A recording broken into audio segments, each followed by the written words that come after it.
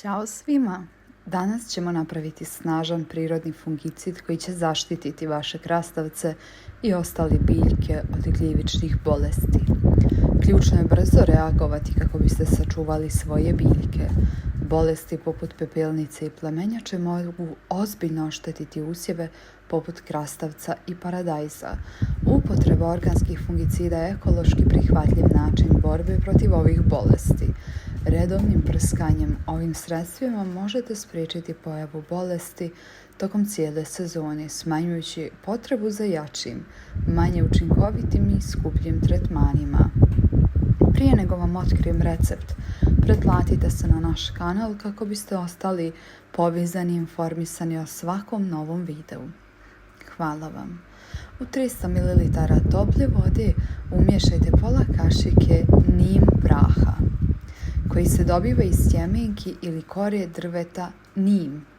Ovaj prirodni sastojak sadrži moćne antifungalne spojeve, što ga čini izuzetno učinkovitim u borbi protiv gljivičnih infekcija na biljkama. Osim što suzbija gljivice, nim prah djeluje i kao prirodni insekticid, sprečavajući širenje bolesti koje prenosi insekti poput lisnih uši i muljaca. Zatim dodajte pola kašike češnjaka u prahu. Češnjak je poznat po svojim snažnim antifungalnim i insekticidnim svojstvima. Također možete koristiti i svjež češnjak. Na kraju dodajte jednu kašiku sode bikarbone.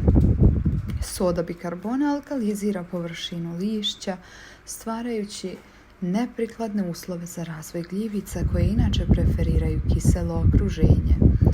Ovu mješavinu ostavite u vodi par sati kako bi se rastopila. Procijedite kako biste mogli prskati. Razrijedite sa još 2 litre vode. Prskajte biljke svakih 10 dana, pogotovo nakon kiše.